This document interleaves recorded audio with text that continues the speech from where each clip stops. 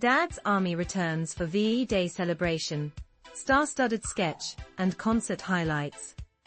In a delightful surprise for fans, the beloved wartime sitcom Dad's Army made a spectacular comeback on Thursday, just in time for the BBC's grand celebration of the 80th anniversary of VE Day. This special event featured a star-studded concert that had everyone buzzing with excitement. Originally gracing our screens from 1968 to 1977, Dad's Army captured the hearts of viewers with its charming portrayal of a group of soldiers from the UK's Home Guard during World War II. Now, a fresh cast has stepped into the shoes of these iconic characters for a one-off sketch that brought back all the nostalgia. The lineup included talented names like Iain Glen, Dylan Llewellyn, Nigel Havers, Jim Howick, Kevin Eldon, Daniel Mays, and David Bradley, who all delivered performances that left the audience in stitches.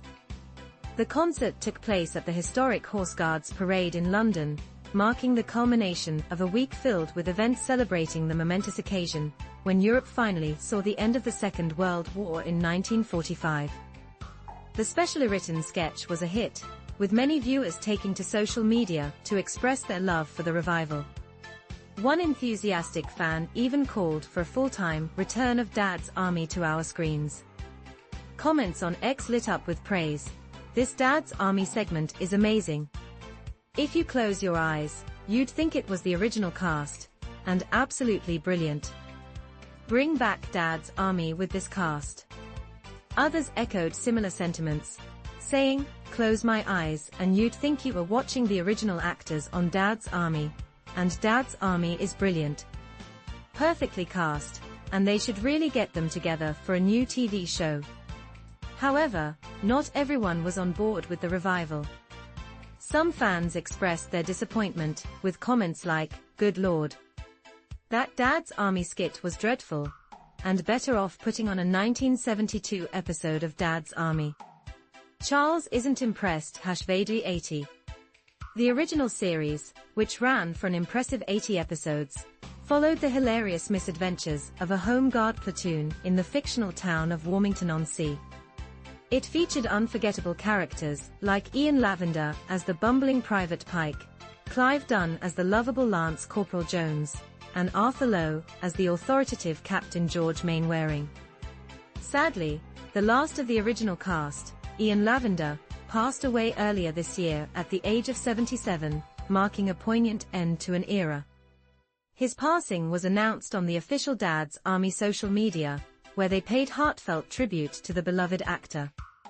Lavender, who joined the show at just 22 years old, had shared that he would take the secrets of his co-stars to the grave, promising to keep them safe as they were shared in confidence. He fondly recalled the camaraderie among the cast, describing their time filming as great fun and a chance to bond with wonderful people, who became great friends. Interestingly, the cast was initially shocked by the show's success, as the first series struggled to find its audience. In a touching tribute, the post announcing his death read, "We are deeply saddened to hear the passing of the wonderful Ian Lavender. In what truly marks the end of an era, Ian was the last surviving member of the Dad's Army main cast." Meanwhile, the VE Day concert was graced by Their Majesties, King Charles and Queen Camilla, who were all smiles as they enjoyed an evening filled with music.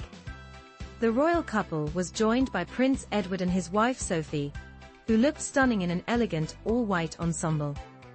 The concert featured a lineup of talented artists, including the cast of the World War II musical Operation Mincemeat, West End star Samantha Barks delivering a powerful rendition of "We'll Meet Again," and performances from Fleur East, Callum Scott, John Newman, Toploader, and Tom Walker. Brian Cox, known for his role in Succession, also moved the audience with a heartfelt reenactment of Winston Churchill's iconic wartime speech.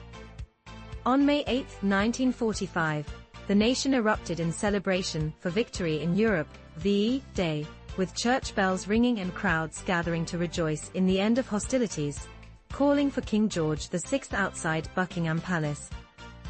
After nearly 6 years of fighting against Hitler's regime, peace was finally declared, although the war against Japan would continue until August 15 of that year.